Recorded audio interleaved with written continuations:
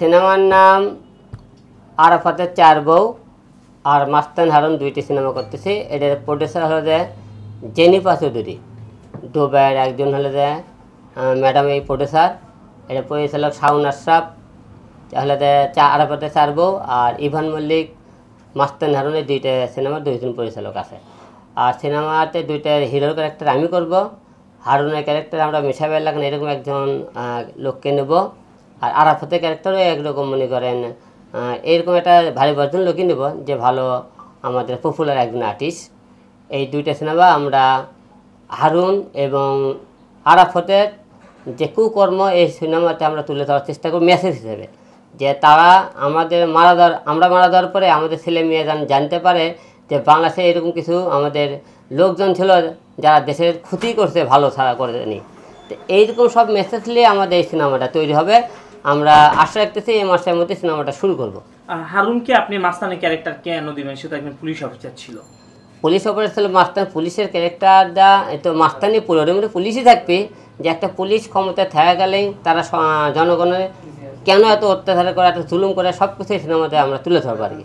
হারুন সাহেব আমাকে যে একটাই অন্যায় করেছে, যে রুহুল কবির রিজভী বেগম, সাবেক প্রধানমন্ত্রী বেগম খালেদা জিয়াকে নিয়ে যে কিছু কথা বলেছিলাম, এই টাকা কথাগুলো সে আমাকে টেপে ফেলে যে রুহুল কবির রিজভীর বিরুদ্ধে মামলাটা করাইছিল। কারণ কেন করাইছিল, যে বিএনপি যে সমস্ত নেতা, শীর্ষ নেতাগুলো আছে যারা মাথা ছাড়া দিচ্ছে, কথা বলতেছে, তাদের বিরুদ্ধে একটা মামলা দিয়ে দেশে একটা অরাজক সৃষ্টি করতে চেয়েছিল সে।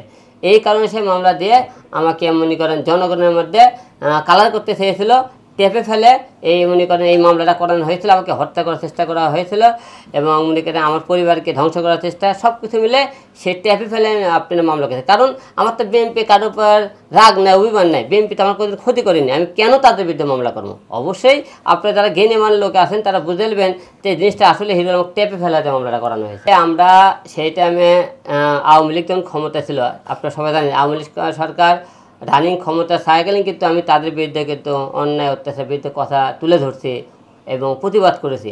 আর এই টাইমে এমন কিছু মনে করি তারা ট্যাপে ফেলেছিল, আমি মামলা করতে সেই টাইমে বাধ্য হয়েছিলাম। কারণ আমার মনে করি পরিবারের দিকে তারা আঘাত আনতে চেয়েছিল এবং মনে করেন আমাকে সে এমনকি অস্ত্র মামলা দিয়ে তার জেলখানা রাখতে চাইছিল। সব কিছু মিলে আমাকে একটা ট্যাপে ফেলে তারা এই কাজটা করাইছে। আর ডিবি অফিসে তো নিয়ে যেত, আমাকে ভয় দেখিয়েছে, মানে এসব কথা বলেছে, ভয় দেখানো হয়েছে আর কি। আমার ফ্যামিলিতে ক্ষতি করার চেষ্টা করা হয়েছে। খাবারের বিষয়টা কি, একজন যে কোনো লোকদের অতিথি কারো বাসায় গেলে যে কোনো লোকই খাবার কিন্তু দেয়। তো আমার মনে হয় খাবারের এটা খাবার দিয়েছে যে কোনো লোকে কি, কিন্তু খাবার দেওয়াতে মানুষের সামনে ভিডিও ফুটেজ করে দেখাচ্ছে, এটা হয়তো অন্যায় করেছে। কিন্তু খাবার দেওয়া আমি মনে করি না যে কোনো লোক একটা অন্যায় করেছে কেউ কোনো, কারণ ওই খাবারটা আমাদের টাকায় খেয়ে খেলেছে, সে তার ঘর থেকে টাকা আনে খেলে, সরকারের যে খাওয়াইছে জনগণের টাকা খাওয়াইছে। এটা আমার মনে খাবারটা মনে হয় তেমন কোনো গুরুত্বপূর্ণ বিষয় হতে পারে না। কিন্তু আপনি কি মনে করেন না যে বিভিন্ন নেতারা যায় সেখানে ভালো ভালো খাবার দিয়েছেন, কিন্তু যখন আপনি গিয়েছেন আলু ভর্তা কিংবা অন্য কিছু দিয়েছেন, এখানে কি অপমান বোধ করেন নাই আপনি? না, অপমান কিছু মনে করিনি, কারণ আমি তো মুরগি টুরগি অনেক খাবার দিয়েছিলাম, মুরগি আমি খাই না, মুরগি তো আমি খাই না, আমি শুধু গরুর মাংস বেশি খাওয়া পছন্দ করি। সেটা আমি এই জন্যে ওরা বিভিন্ন রকম ভর্তা আমি করি, তাহলে বিভিন্ন রকম ভর্তা থাকে, ভর্তা যা ভাত দেন, এটা কোনো বিষয় না।